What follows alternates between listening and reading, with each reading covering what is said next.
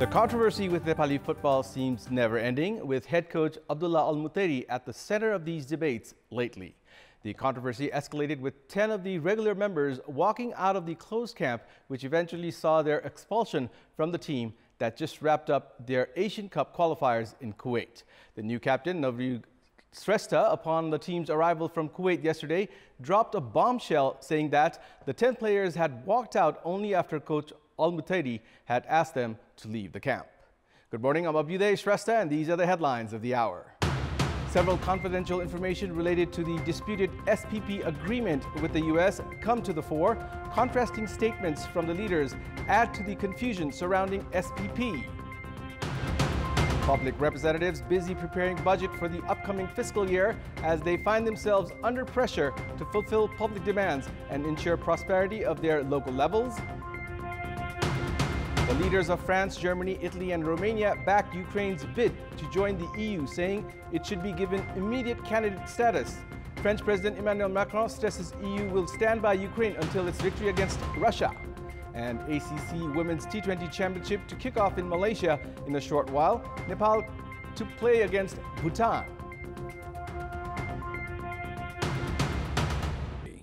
Several confidential information related to the disputed State Partnership Program, or SPP, of the United States are now coming to the fore. While the issue is drawing allegations at the Parliament, it has been learnt that the Nepal Army had corresponded to become a part of the program 7 years ago. However, the government says that it has not signed any such agreement. It has now been clear that the then Chief of Army Staff, Rajendra Chhetri, had corresponded with the former U.S. Ambassador to Nepal, Aliana B. Tepliz, on 27th of October 2015, expressing Nepal Army's interest in becoming a part of the program. The three-point document had identified benefits to both the sides. While the authenticity of such information may be verified over time, the correspondence was held after the April 2015 earthquake, when KP Sharma Oli was leading the government and was also shouldering the responsibility of the defense minister.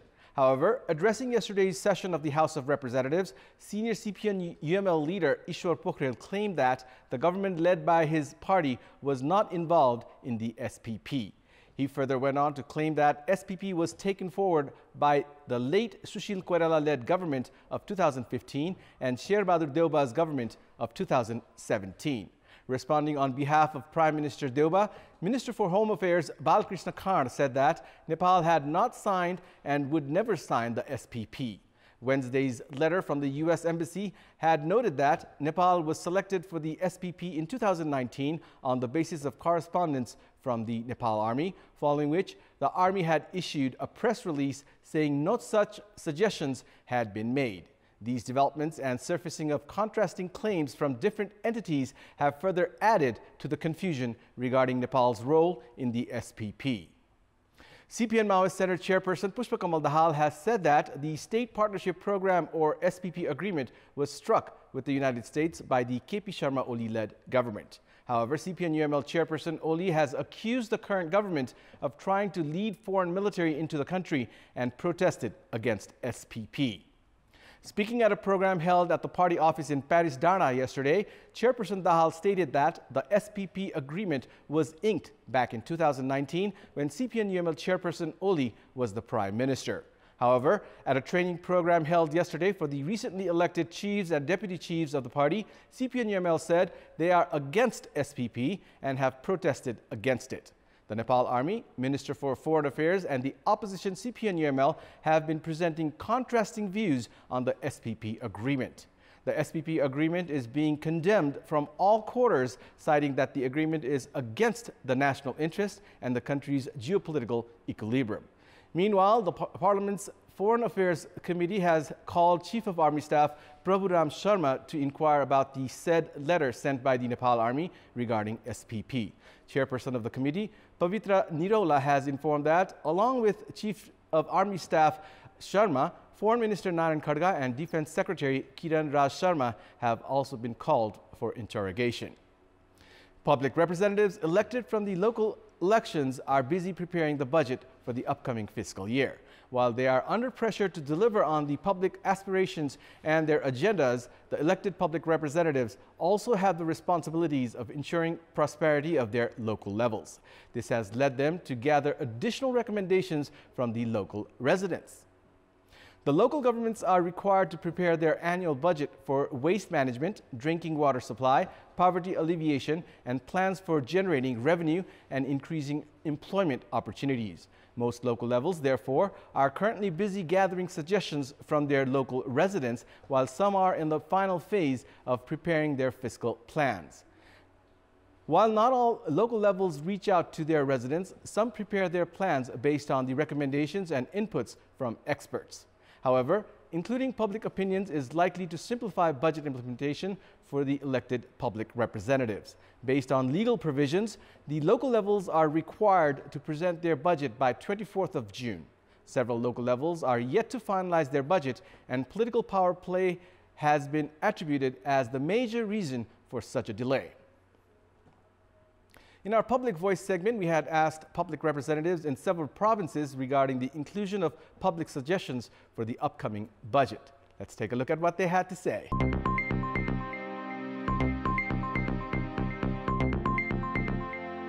टोललाई सहभागी गराएर उहाँहरूको सल्लाह सुझाव र योजनालाई सङ्कलन गर्ने काम चाहिँ गरिरहेका छौँ। हामीले टोल भेला र ओडा भेला एउटा प्रक्रिया छ।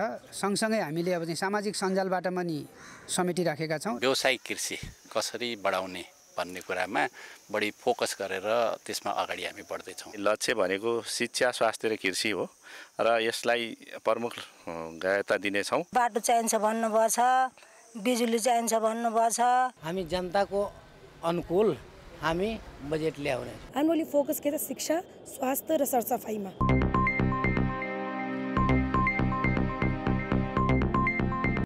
Ruling coalition partner CPN Unified Socialist, which was not satisfied with the support or the absence of it from the alliance partners during the local level elections, has begun internal discussions for formulating a new strategy for the upcoming elections. The party is not happy with Prime Minister Shrestha, who did not implement the party's decision regarding shuffling the Council of Ministers.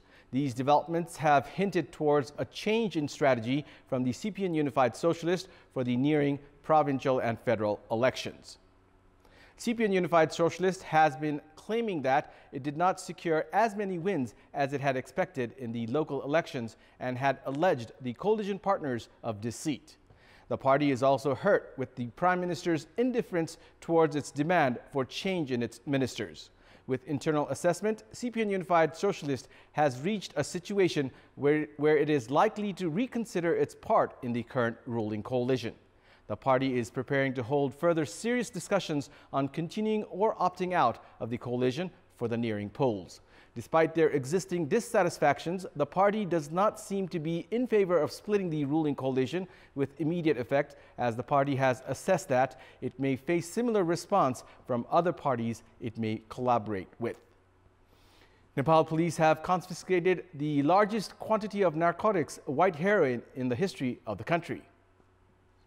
In an investigation carried out between 9th and 14th of June, police have confiscated 51 kilograms of white heroin.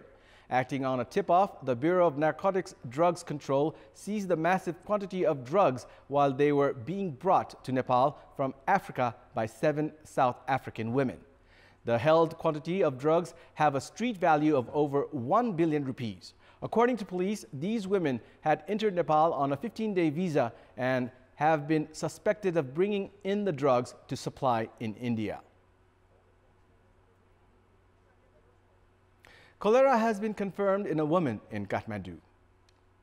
After confirming cholera through antigen test, the patient is being treated for the disease at Sukraraj Tropical and Infectious Disease Hospital in Teku.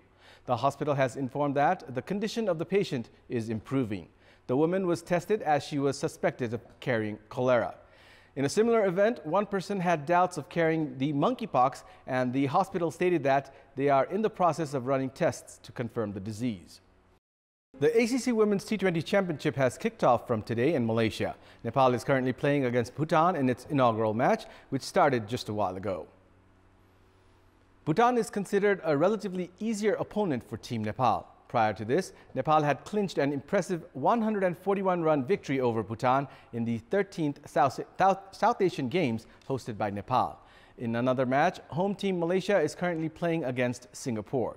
10 teams divided into 2 groups are participating in the tournament. Nepal has been placed in Group B alongside Bhutan, Hong Kong, Bahrain and Kuwait.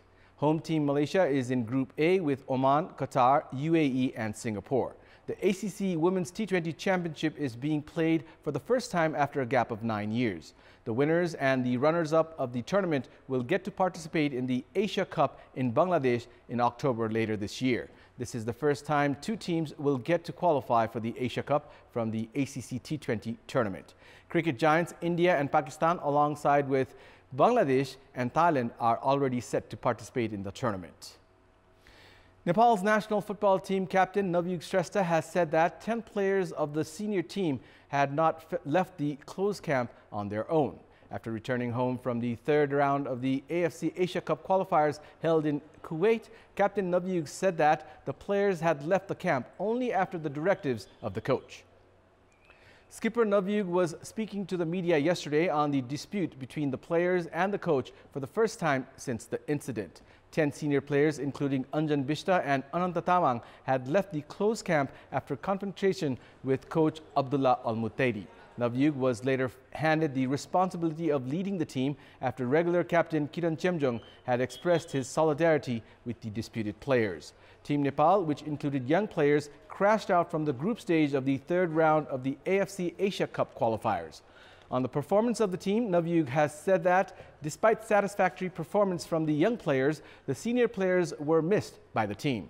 Other players of the returning squad have added that it takes time for the new players to get used to the playing style of their coach and gel together to form a good understanding among the teammates.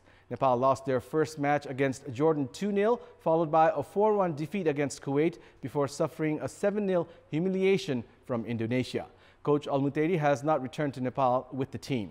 He is on a 3-month leave from the All Nepal Football Association for treatment and rest after he had fallen unconscious during Nepal's match against Kuwait. Success at international tournaments can only be achieved with years-long investment in sports, clarity in projects and their effective implementation. Nepali sports has long been alleged for lacking vision. However, there have been efforts to form long-term projects for uplifting sporting standards in the country. The Ministry of Youth and Sports had declared a 15-year plan on 9th of August 2018. Different objectives were set with 5, 10 and 15-year projects, including construction of infrastructures, medals at the Asian Games and the Olympics, and organizing Asia-level cricket tournament in a decade. However, the plan was never implemented.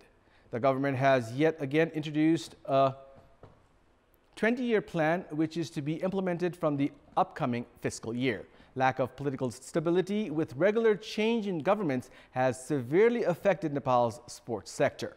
The projects, including Vision 2020, introduced for uplifting the standards of sports in the country, were limited to slogans because of political issues. Experts and sports enthusiasts have expressed their suspicion about the implementation of the government's recent plans for lacking sound planning and research behind their development. They opine that Nepal has not made any preparations to expect medals at the mega sporting events such as the Asian Games and the Olympics. And it's time now for our segment Public Pulse, where you text us with your opinion. Here's the question. What do you term the trend of formulating ambitious projects in the sports sector but failure in ensuring effective implementation? Your options are A, flaws of Ministry of Youth and Sports, B, government indifference, and C, lack of resources. The voting is on. Type NEWS, select your option A, B, or C, and send it to 34001 to share your opinion with us. And that's all for the moment. Thank you for watching. Have a good day.